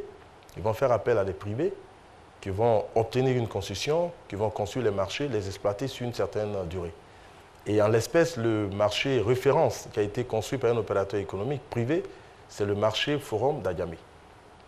Et après, on va avoir le marché de Koumassi, celui de Marcory, et le marché de Treichville, en face de la mairie. Alors, disons que devant le vide, devant le besoin, l'État va faire appel aux opérateurs privés. Mais malheureusement, les problèmes n'ont pas été résolus, puisque ces marchés, même s'ils n'ont pas connu d'incendie en tant que tel, les problèmes d'insalubrité sont revenus, les problèmes de surcharge sont revenus, les problèmes de plainte, vous avez entendu les commerçants tout à l'heure parler de pas des portes exorbitants, parler de taxes municipales dans ces marchés exorbitants. Donc, de notre point de vue, ça a été une solution, mais on peut regarder ailleurs. Et c'est à ce niveau que nous estimons qu'il est temps que l'État permette aux organisations professionnelles des commerçants que nous sommes de faire nos preuves. Je vous dis par exemple, ce matin, quand je sors d'ici, je vais participer au nom de l'Organisation professionnelle des commerçants au Forum des hommes d'affaires. Est-ce que vous êtes prêt à faire vos preuves? Parce que l'État aussi, on a une tradition du fait que les marchés sont confiés sont gérés par les maires, tout ça. L'État ne peut pas se départir comme ça et vous confier ça directement. Il faut que vous aussi, vous puissiez faire vos preuves, non? Mais l'État, nous sommes des privés. L'État confie à des privés. Nous sommes des privés, avec les États que nous savons. On ne demande pas à l'État de sortir du système. On demande à l'État, tenez, le marché d'Abobo quand il a brûlé, c'est un fait majeur. On n'en parle pas suffisamment. Mais c'est la première fois en Côte d'Ivoire que quand un marché brûle, nous avons vu au plus haut sommet de l'État, le Premier ministre de Côte d'Ivoire se déplacer avec les membres du gouvernement, aller compatir à la douleur des commerçants, faire le geste symbolique, mais prendre la promesse de faire reconstruire le marché rapidement et d'y installer les commerçants gratuitement. Wow. On y est. On y est. Alors, quand on va installer les commerçants gratuitement, là, par exemple, il n'y a pas eu de BOT. C'est l'État qui va demander à un opérateur de reconstruire et puis de s'en aller. Alors, si l'État aujourd'hui glisse intelligemment vers, disons, l'écart, enfin, vers l'écart, je ne peux pas dire ça, mais le fait d'éloigner les opérateurs économiques qui n'ont rien à y faire, qu'on nous laisse construire nos marchés, ben, un bon père de famille, on sait qu'on aura mis de l'argent dedans, parce que dans tous les cas, c'est avec notre argent que ces marchés sont construits. Puisque les pas des potes que les commerçants payent, c'est l'argent des commerçants. Alors, qu'on nous fasse confiance. On a levé, nous, au niveau de la Fédération nationale des acteurs du commerce et du Conseil fédéral, nous avons la fédération, par exemple, la FENACI, est membre aujourd'hui de la Confédération des commerçants de France. Nous avons à l'extérieur un certain nombre de bailleurs de fonds qui sont prêts, tenez-vous bien, à mettre à la disposition du secteur 200 milliards de francs CFA. Et ce matin, en allant au Forum des affaires, nous allons en débattre. Mais il y a 10 ans, les organisations des commerçants n'étaient pas sous ces forums-là. Mais aujourd'hui, nous y sommes. Donc, nous disons qu'il faut juste nous donner l'opportunité de faire nos preuves. Et parce qu'on nous reprochait d'être dispersés. On nous reprochait, ils n'ont pas tort, parce qu'aujourd'hui, dans les fichiers du ministère du Commerce, c'est à peu près 300, 400, 500, 600 organisations professionnelles qui existent. Mais il y a les majeurs. Et les majeurs, il y a la FENACI, qui a été créée par l'État lui-même. Et nous sommes, Conseil fédéral, avec bien d'autres structures. Nous sommes venus nous agréger. De telle sorte que depuis l'année dernière, 2 ans bientôt, si ma mémoire est bonne, nous nous sommes fédérés tous autour de cette fédération-là. Notre voix doit pouvoir porter. Nous sommes en contact avec l'ordre des architectes. On leur a soumis un certain nombre de plans. Ce n'est pas normal que dans un pays ensoleillé comme la Côte d'Ivoire, quand on rentre dans un marché, à partir de 13 h, là où le soleil est pratiquement au zénith, qu'il n'y ait pas pratiquement de visibilité. Il fait noir. Exactement. Bon, donc nous sommes en train de regarder tout ça. Évidemment, qu'on nous laisse gérer, mais avec la supervision de l'État. Les maires ne sortent pas du jeu. Mais il faut qu'on ait un responsable. Ce n'est pas normal qu'un marché brûle et puis qu'on ne fasse rien.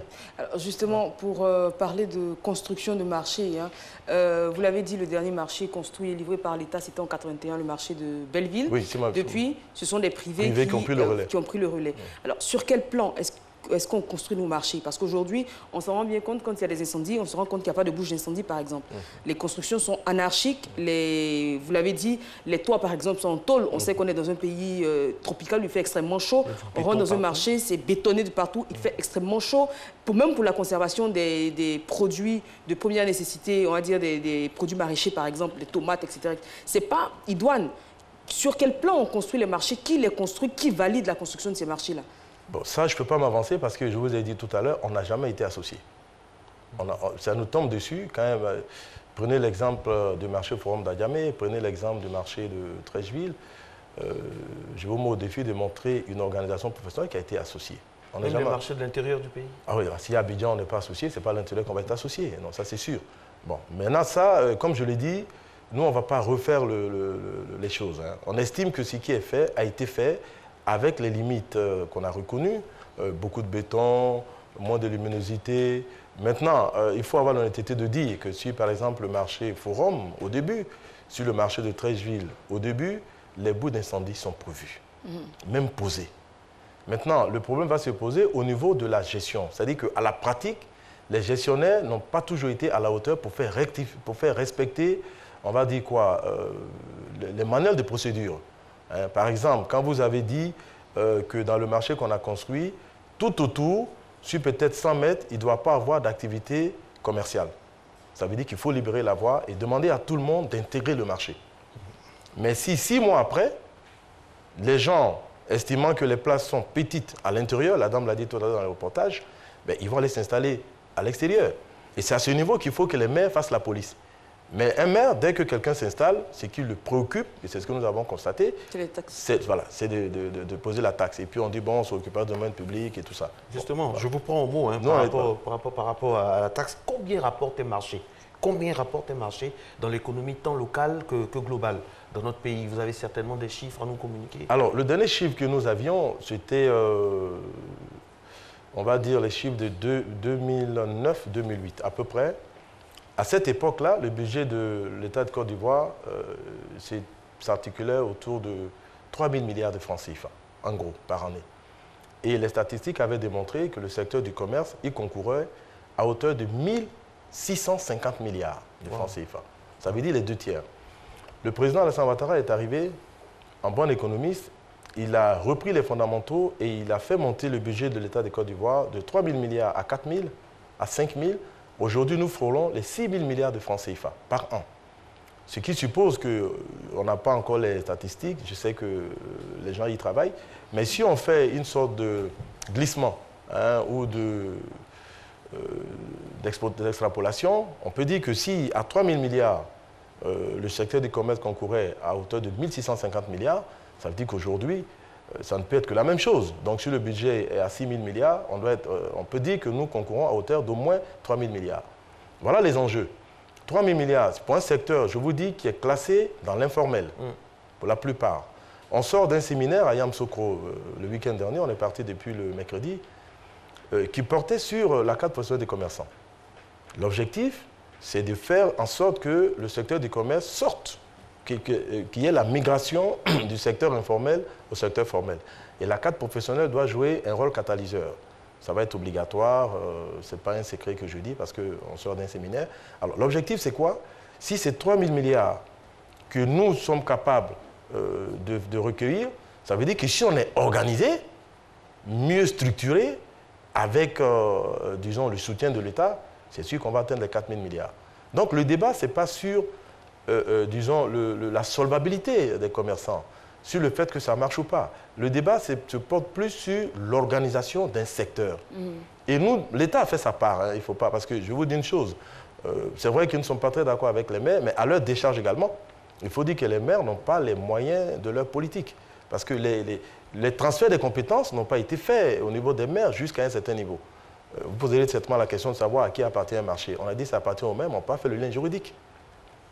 Parce que quand un marché brûle, d'ailleurs nos marchés ne sont pas assurés. Pourquoi? Parce qu'un assureur, qu'est-ce qu'il demande? Il demande le titre de propriété du bien qu'il doit assurer. Mais vous ne pouvez pas le produire, parce qu'on dit que c'est pour la mairie. Mais quel est là qui prouve que c'est pour la mairie? On ne sait pas. Est-ce que c'est un arrêté? Où est-il? Est-ce que c'est un décret? Où est-il? Les maires ne l'ont pas. Voilà. Bon, donc c'est un peu ma question suivante, c'était donc est-ce que nos marchés sont assurés? On se rend bien compte que non. Vous parlez d'organisation, nous on va parler de ce qui est visible, hein, organisation même sur le terrain.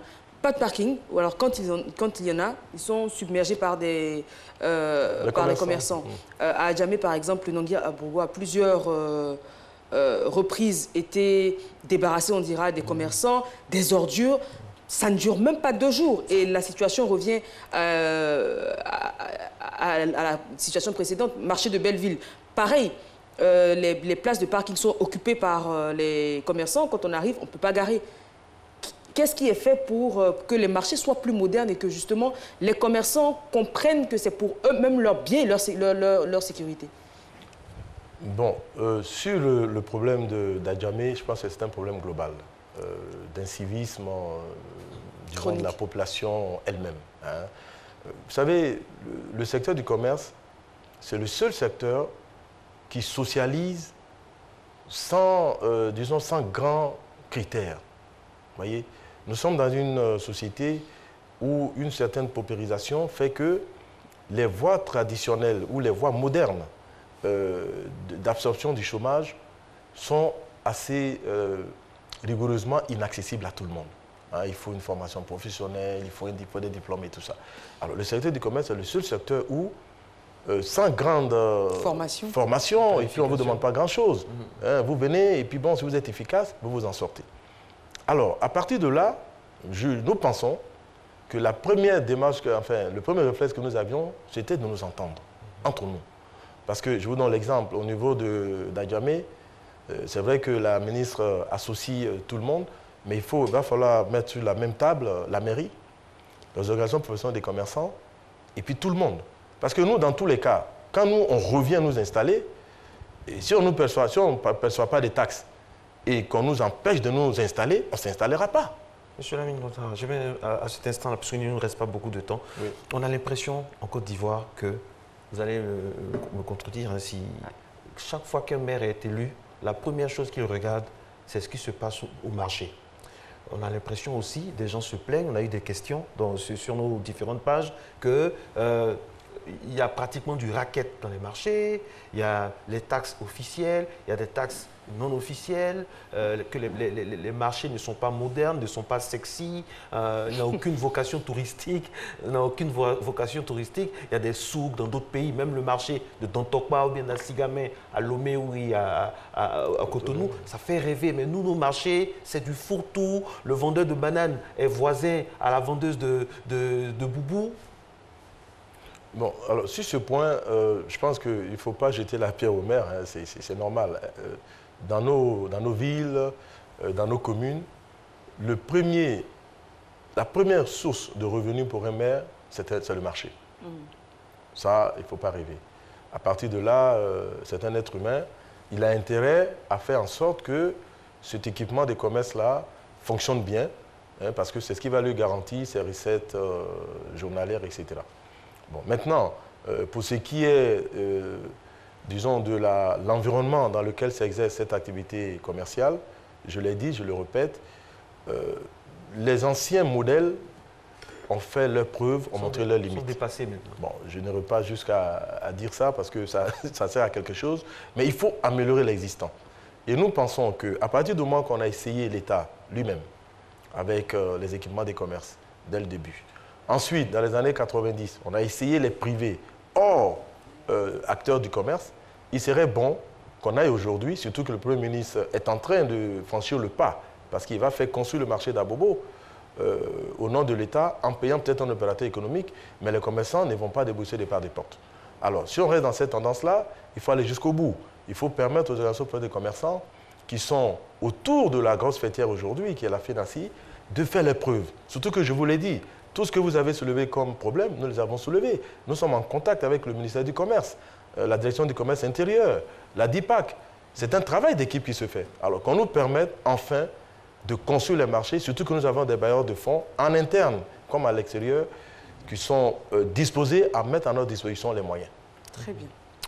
Merci beaucoup. Merci, Ouattara. En vrai, on aurait tellement voulu parler parce qu'il y a énormément de choses qui se passent dans nos marchés. Il va parler donc tout à l'heure de quelqu'un qui fait la pluie et le beau temps au marché de Cocovico. Je vous soumettrai son cas. Voilà, on va vous soumettre son cas hors antenne, tout ça, mais il faut, à l'instar de ce que M. Ouattara vient de nous dire, confier de plus en plus la gestion de nos marchés aux professionnels, mais des professionnels dans un secteur assaini. C'est la raison pour laquelle nous avons invité ce matin sur ce plateau le président du Conseil fédéral des commerçants de Côte d'Ivoire. Il est à la tête de ce conseil-là depuis 2008, un conseil même qui est arrimé à la FENACI. Nous saluons au passage M. Soumaoro Farikou, voilà, qui fait partie et qui gère un peu tout ça. Merci beaucoup à vous d'être restés en notre compagnie. J'espère que vous allez aller au marché et qu'un jour, ça va changer, que nos marchés deviendront plus sexy avec une très très bonne gestion pour le bonheur de tout le monde. Allez, très très bonne journée, très bonne semaine. Ciao, ciao. Matin bonheur, 7h30, 5h55, il n'y a pas monnaie. On est encore à l'antenne.